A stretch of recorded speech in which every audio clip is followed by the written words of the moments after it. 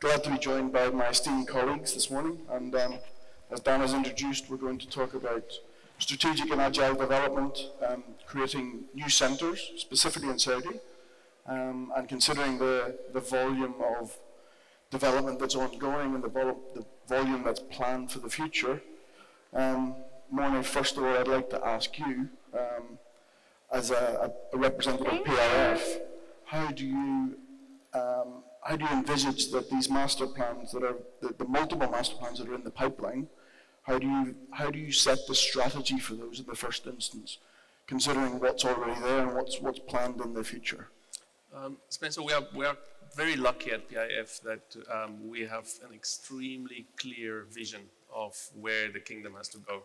So we had the vision 2030 drawn up by King Salman and by the Crown Prince, Mohammed bin Salman, and we can work towards that quite easily to set up the future of Saudi Arabia. So there's three pillars within that vision. The first and probably the most important, the reason, the why, for why we're doing this master plans, is that we want a thriving society. And to have a thriving society in Saudi Arabia, we have to work on the ecosystem. And those master plans are the ecosystems that we are generating for the other two pillars. The setting up those pillars, we have studied cities from around the world. We've looked at mixed use and the different kind of specialist users in different types of cities. And within Saudi Arabia, we're planning different types of master plans that integrate the best of Cambridge and the best of Boston and the best of Hong Kong. So we've done those studies. It's about having communities, firstly, from a thriving point of view, being financially stable and successful, creating opportunities for the developers. It's about IRR. It's about bringing in the sub-developers, Badr, that just spoke, the developers that can help us execute our master plans. But beyond that, then once we've set up that ecosystem, it's about being vibrant. And vibrancy is where the skill in master planning comes in. So we're looking at having the right mix of public amenities, public facilities, having the right mix of open space, having the right mobility, having the 15-minute communities, and that brief then underpins what ends up being an economically sustainable master plan. We've got a very specific, and we get a lot of help from Mourne. We've got a very specific mix in how we set up our community. So you've got a neighborhood. Neighborhood is about 250 families, but then we've got them scaled up 4 times into communities, about 1,000 families, scaled up 4 times within districts, about 4,000 families, and we know how to set that up in terms of all the amenities that people need, and the densities at which you can then have mobility mixed in, so that you have the ability to link those neighborhoods and districts into the city. So we look at the right FAR, and we study the FARs around the world. FARs from 0.5 up to FARs of 4 or 5. Yep. And we understand where each of those FARs allow for what type of mobility, whether it is rapid transit buses, whether it is metros or just slow mobility, light mobility, pedestrianization, and so on. So those are the clear. And then we're also an ambitious nation, right? And as an ambitious nation, we're looking at smart cities, and how can we make our master plans more efficient? How can we make our cities more efficient? There's 5 or 6 really important drivers in doing that. And so we're embracing technology quite a lot in our master planning. And it's hard because this kind of comprehensive approach does not really happen in other cities. So we find that the biggest consultants in the world are really struggling to integrate, when the master planner and the urban designer work, to integrate having the sustainability expert and the smart city expert and the landscape botanists and agronomists and so on, having everybody contribute at the same speed to the work that we do. So it is very challenging, but the challenge does not lie with PIF. We have a very clear vision of what we want to do. The challenge very much lie on the consulting side And we're on a mission to try and get the consultants to a point where they can really embrace that vision and bring it to a reality. I guess that brings us neatly on to Tomasz, in that Mourne and the PAF have set the leadership of the country have set the vision very, very clearly. How do you turn that strategic vision and outlook into reality? How do you design something that ticks all of those boxes? Spencer, it's a very good question and very difficult at the same time, because I think it involves so many different aspects and challenges that maybe microphone. So it is very wide subject, and I think I'm not going to talk about numbers. I'm an architect, so I'm going to try to focus on the design point of view and give you some kind of a sense of understanding that it is very typical. We observe the architecture and urban planning three-dimensional, where actually there is, imagine the shoebox, yeah? So there are 3 dimensions, but actually there is a 4th dimension, which actually is the time. And this is super important aspect during the process of design, because we must take this under consideration and analyze very carefully what the implications are when we design master plans or larger scale of the project. I think it's even Le Corbusier, he said that the planning urban should not be understood only by the simple translation of the architecture, but it is a multidisciplinary process which involves a lot of complex procedures, complex analysis. And I'm very happy and very proud to work with Foster and Partners, because we managed to, over a significant period of time, managed to understand what is the essence and how the process should be constructed. So we've invested a lot to understand and have these tools that we can now use and understand what the best strategy is. I've been heavily involved in the development with the Sports Boulevard Foundation, where the urban code has been generated, and we've looked into the original and historical aspects and transformed it directly into the modern and future needs of the society.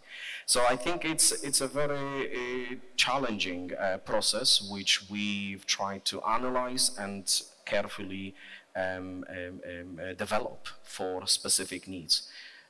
So that's Good. how we Thank do you. it. I mean, with the vision of PIF, the mega projects, the giga projects, and the designs that are being produced by signature architects from all around the world, Mohammed, it brings you on quite nicely to the private sector that remains within the country. Representing Dr. Arkan, who I know pretty well, obviously, as well. How do you ensure, and how do you think other third-party developers or private developers ensure that they maintain a market segment and a market share that still delivers on the same aspects of the vision that PIF are trying to deliver, so that you're not left behind? How do you think you're going to address that moving forward? What PIF is doing is setting a stage for a good portion of the market and leading, and private sector is following. So there's always this question, are we competing? No, we're not, because the scale that what PIF is working is way bigger, and it's setting a stage for small, medium, and enterprise businesses from the private sector to come and fill in and also collaborate in bridging that mega infrastructure or projects to fulfilling the niche that private sector could do on a very minuscule scale. What we have witnessed in the past 5 years, the velocity of development and change in the mindset, in the development, in the real estate products that we're talking about. The poem that was read to us basically drew that vision that we're hoping to get. It's a race, I would say, between getting those products delivered and as well taking the shape for the next phase. NEOM is what we're looking at it as the future. Between now and NEOM, I'm sure there are going to be products that will take shape and be a market mover when it comes to that. And private sector will do that. Obviously, the collaboration between the public sector and the private sector completes that round of economy to get the best out of what you have. Excellent, thank you, Mohammed. I guess when you put all of that together, it starts to ask the question of how we do this. How do we deliver as, I guess, the leaders in the industry? How do we ensure that we remain agile? How do PIF ensure, Mourne, that we can deliver this vision? Because it's been the challenge in the past that we haven't delivered quickly enough. How do we ensure, as 2030 rapidly approaches, how do we ensure that we actually do deliver? So, I mean, there's so many parts to answering that question. I think the first thing that's really important to us is that we make sure we bring our young generation of Saudis with us, and that we take them, we try and localize as much as we can of the thinking, of the work. We're twisting Foster's and Tomas's arm every day on when are they going to grow their office in Riyadh and grow it with our local talent from our local universities. And we are speaking to all the suppliers here and asking nicely that the suppliers look carefully at the Saudi market and the enormous amount of wealth and minerals that you find under the soil of the kingdom, yep. The enormous manpower, and try and localize as much as we can. A big part of IRRs in master plans is dependent on the speed at which you work. I mean, the time value of money just has so much more to do with whether a project is successful than whether the architect decides to put in this fitting or that fitting. So if we can limit the time spent in bringing products from overseas and have more and more local production and local design, that would really help us. The problem is that at this point in time there are very specialized skills in the international marketplace. So we are forced to purchase a lot of those skills. But China has gone through this. China has gone through this in the 90s and the 2000s, and we're taking some lessons from that, from how China kind of transferred the knowledge from the international consultants to the local design institutes, and how they're now standing on their own two legs, and how they localized manufacturing and so on. We are also making it worthwhile for the international product suppliers, the international intellectual property suppliers to come in the kingdom, and we are offering joint ventures, we are offering all kinds of concessions to bring as much of the international skill and product into the kingdom, and that's maybe the fundamental answer to your question. On a master planning level, master planning is not a master plan is not a product; it's a process. Although you draw it out, it really is a process. There's a phasing. When our consultants, and again, Tomasz knows that from a couple of weeks ago, when the consultants want to do concept master plan and detail master plan for the entire master plan, what we normally do is we pull the detail master plan phase back to phase one, so that it gives you that flexibility of doing detail master plan, because the market keeps evolving. And so in terms of our process, it's also geared towards that flexibility. I agree. I totally resonate with you, Mona, because knowledge and education are the key factor in this development. Knowledge, experience, and sharing the experience and the factors that we have been developing is definitely taking a huge impact on the development. And I think the other thing is also that we've experienced in Saudi Arabia so much potential that hasn't been discovered yet. And it's so important to have the overlooking a mechanism that actually makes sure that everything is done in a coherent and coordinated way. So I think this communication also is very important that is maintained. Let's take, for example, Riyadh is one of the locations where so many excellent ideas are arising. And I think what we are facing as one of the biggest challenges is to understand the correlation between them and making sure that there is one vision above all of the individual master plans. Again, working on the Sports Boulevard, we face number of challenges that a lot of regulations, a lot of strategies have been contradicting itself. Momra was saying one thing, Amana was saying another, municipality, King Fahad's strategy was telling something else. So it's important that we develop this coherent vision that it's looking to all of the master plans and make sure that they don't contradict itself, in my opinion. Mourne mentioned a few notes about localization, about Saudiization, about the younger generation. Mohammed, as the Saudi on the panel, how do we ensure that we create new cities, new centres that address not just the demographic, but how the culture has shifted immeasurably in the last sort of 5-10 years? One of the things that well known about Saudi is multicultural and diverse, and maybe 10, 20 years ago it was a different experience for expats or visitors in the kingdom. Today it's something else. Today we're talking about melting pot, multi-diverse, and this kind of reflects, going back to real estate, this kind of reflects as a continuum of this product development where the local and the visitor or resident here kind of complete the circle of a particular economy.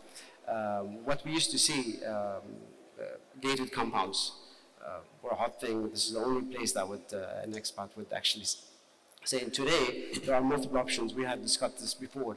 Would you stay in an urban city that's close to your work, or would you rather live in an enclosed place that you have to travel to? I think we're seeing the change. The mindset is changing. The new generation and opening of, to me, local tourism is it's a mind changer for the economy and for the experiences. Today, the riches of the kingdom has been unveiled, whether for the locals or for the visitors. This kind of expands the melting pot, which eventually creates a diverse economy. And as the kingdom being a magnet for talent, we're just going to see this grow. With 2030 hitting and the population growth that we're aiming for, this must create a different living and mindset just to be able to equip for the future. Tomasz, whenever you consider those changes in culture and the implications of bringing international standards to localize that, how do you see that being inbuilt into these new centres and new cities and areas that we're building? It's extremely important. Again, I think taking the lessons of the other regulations around the world. Let's take, for example, LEED and BREEAM requirements, and those are very important aspects to consider. And I think what's happening in Saudi and this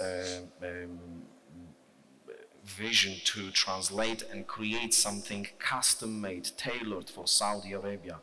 If we talk about the LEED certificate, is Mostadam. It's now an entity which is being established and developed. So I think it's very important that we understand the requirements and translate into the specific location, because obviously Saudi Arabia is a very unique place, which is represented by the very strong character, economical, geographical, psychological. So there are so many aspects that have to be analyzed very carefully, and there is a necessity to create very specific code requirements, and that's extremely important and should be developed in details, in my opinion. Excellent. Mourne, you also talked about innovation and digital technology and smart cities and the implication of what a new centre looks like in the future. In terms of the vision for the country, how do we ensure that that's inbuilt but also future-proofed to address what we won't be here, but the younger generation and the generations after that? How do we ensure that these cities are built and designed for the future? That is an extremely difficult question to answer, and we see that's why I asked you. we see it in a lot of some of our master plans are to be built out by 2030, some is to be built out by 2040, some is for 2050, and some of them are beyond 2050. The ones that are really far into the future, it becomes very hard to understand where mobility especially would go. So we get our consultants, Fosters are not too guilty of that. They do a few drones, but some of the consultants have all the cars flying, and you cannot design like this. So you need to, and if you go back to science fiction of the 1960s, projecting the 1990s, the cars were also flying, right? So you have to be very careful about these things. So there's some areas that we are very heavily investing in. We're investing into GIS. GIS argument basically is the designs are captured digitally, and it becomes a complete digital environment that you have a digital twin, and you can add services online, similar to what Google has been doing over the last couple of years, trying to build as much AI technology into that.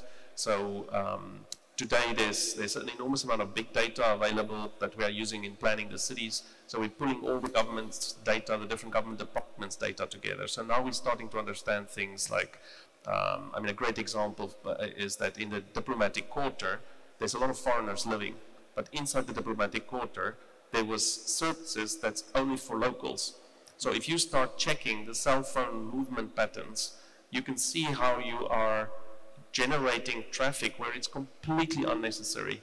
And that's taking smart city technology into the design studio, right? Because you're monitoring how the product is working, and then you're moving the land users around to get the cars off the roads and so on. So we like real application of smart city technology. There's a lot of people going around speaking about things that are far off, and we're trying to keep an eye on that, but frankly, it's very hard to design master plans for green ammonia, for hydrogen production.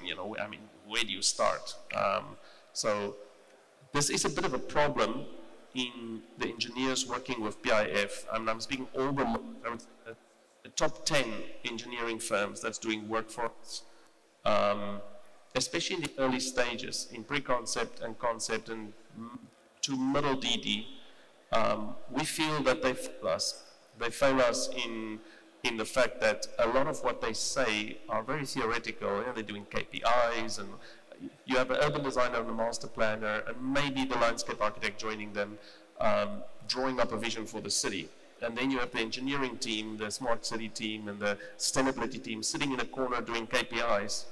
And at the end of the concept master plan process, you ask the smart city guy to show you what is done in the master plan, and he's like, no, I've got KPIs.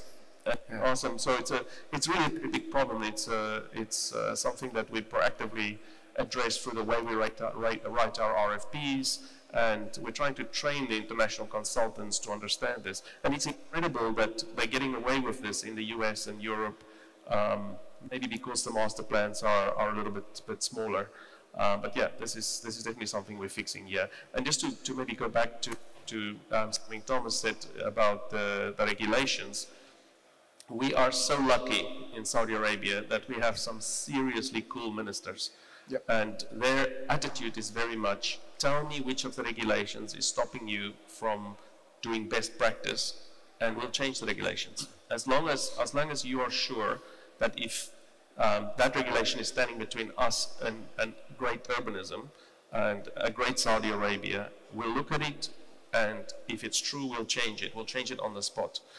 So when when these friends are designing master plans for us, and they come back, especially the engineers, they don't have too many of them in their studio, but especially the engineers, they come back and they've done something that's business as usual. Even if you ask them, can you please innovate in terms of the STP, the TSE water generated, the waste management, they would often give you the academic solution that you are asking for and business as usual. And unless you really push, it will always be business as usual that wins, because the QS know how to price it, the contractor knows how to build it, and so on. So it is this inertia that you really have to work with to get the consultants. So the problem is not the Saudi government. The problem is not our ministers. It's not our departments. It's not PIF. The problem is to bring the market with us, and to bring the suppliers with us, and to bring the consultants with us. Yeah.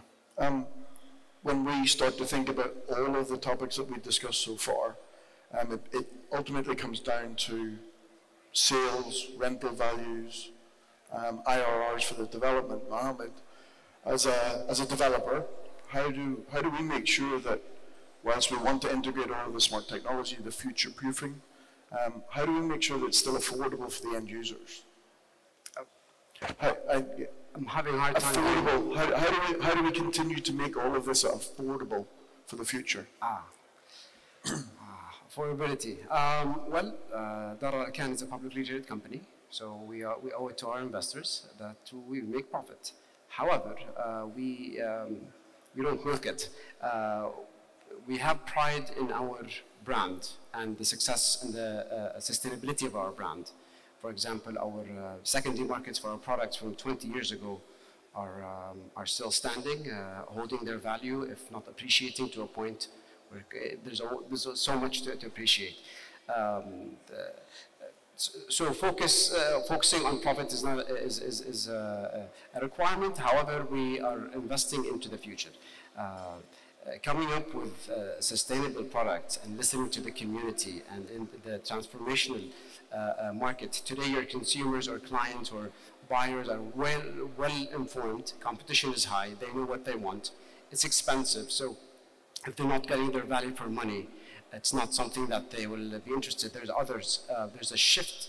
Riyadh al-Thaqafi from 9 years ago used to say the products of 20 years ago are no longer sustainable. You're paying 50% for your house that you're not using. Today you would want a community, you want services, you want urbanism, you want walkability, transportation, lifestyle, quality, and then future equity. One of the things that we do well is listen to our community. We have products that are in C class, but they're holding their value for the past 20 years. We are in the luxury and maybe branded residential, more so outside of the kingdom, but we started in the kingdom. So listening to that product and always innovating is a key success to the future and to be sustainable in real estate development, especially when you're looking at new projects, mega projects, giga projects, King Salman Foundation, the new Murabba, which is something we were looking for.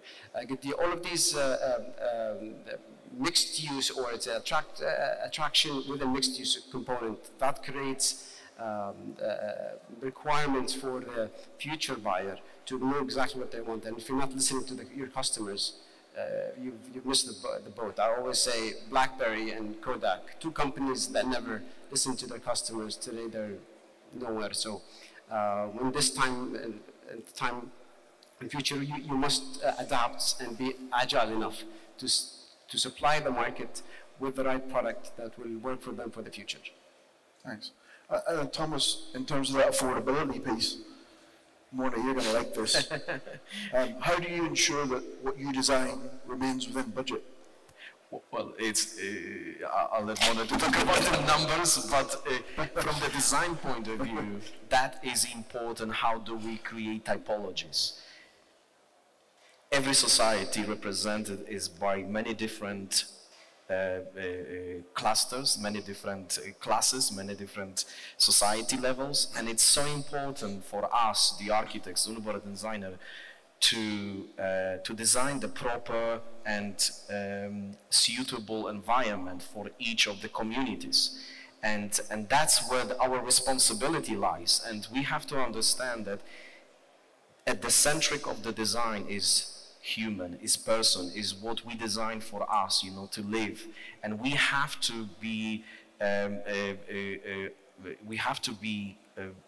innovative, and we have to understand what the requirements are in order to last for a longer period of time. So that's why it's so important. And about the numbers, I'm gonna let Moderator talk about. Yeah. I guess, Mourne, I'll close with you, I think. We're on a trajectory towards the success of Vision 2030. As one of the leaders in the country in terms of what you're doing across all of these assets, what do you think how do you think we're set up for success? And how do you think we will start to address the significant challenges that we know will be there? And what do you think we have to do as not just your consultants, your designers, your architects, your funders? How do we continue to support you as a collective in the room to making sure that we achieve all of those targets? So your previous question about affordability links very well to this question, because in the end, it's about the nucleus family. It's about taking the nucleus Saudi family in Riyadh, in Jeddah, in Dammam, in the other cities, in Abha, and understanding that for that family to pay a mortgage and to pay service fees on their beautiful landscape and security, and if there's great systems of irrigation and of recycling and so on, all these things add up, and the developer has to somewhere offset that, and offsets it to a service charge. So for a family to be healthy, wealthy, thriving, they need to be easily paying that mortgage and paying that service fee. And the way to do that is to get the mix in urban design right. And then I'll get to your question. To get the mix of urban design right, you need to make sure that your landscape is the right landscape. It's not palm trees everywhere, you know, it's acacia, sesuvium, you know, pennisetum, and so on. You need to make sure that you right scale the facilities. So we're very carefully studying to see the way people use the non-residential product in the city. So you don't create unnecessary competition so that the businesses can thrive. Because as soon as you can get to a point where the businesses are in the right location, so the family don't need a driver, they don't need a third car, maybe they don't need a second car. Hopefully one day they won't need a car at all. It's the right density of residential, and if you can get to that point, you would have created enough opportunities for business within the non-residential sector of the master plans. And this is where the people in the room comes in. If there's one thing we at PIF can leave all the suppliers and designers and contractors with, is if they can become part of that ecosystem, if they can open their businesses in Riyadh properly, not just showrooms, but if they can look at using our young people coming from our university, using the skills in our market to manufacture some of the products that they are manufacturing. If they can bring some of their senior leadership into Kingdom, they'll find that they will become part of a process that's extremely transformative at the moment in the world economy. We're sitting in the middle of the Middle East, the middle of the globe. We seem soon to have a world-class airline that's going to be connecting to a really wide varieties of countries. We've got a government that's very smart politically in the international arena. We've got a very young population, a very well-educated population. So I think if everybody just do the basic necessary or take the basic necessary actions, I think we could very, very easily grow our economy at the speed that we grow it. And then the final thought, the final piece of the puzzle, and this comes up a lot in board meetings in PIF, is that we're trying to create a country where if you're a young kid in Argentina, you're 16 years old, that you know about Riyadh, you know about Jeddah, you've seen it on television. Once you've seen those icons in our cities, in our master plans, you're never going to forget it. Because if you could, the master plans we're designing for have a much bigger population than the Saudi population. So we clearly have a strategy that we want to take the Saudi population and have a massive piece added to that to kind of create the vibrancy and the diversification away from fossil fuels. And in order to do that, the master plans has to have the ability to pull people in from all over the world. Yeah. But then once the people arrive, it should give them the kind of lifestyle so they don't want to move out again. And if we can achieve that kind of secret sauce within our master plans, then the future looks very, very bright. Excellent. Thank you very much to my panelists, and I hope you found that informative. Thank you very much. Thank you. Thank you.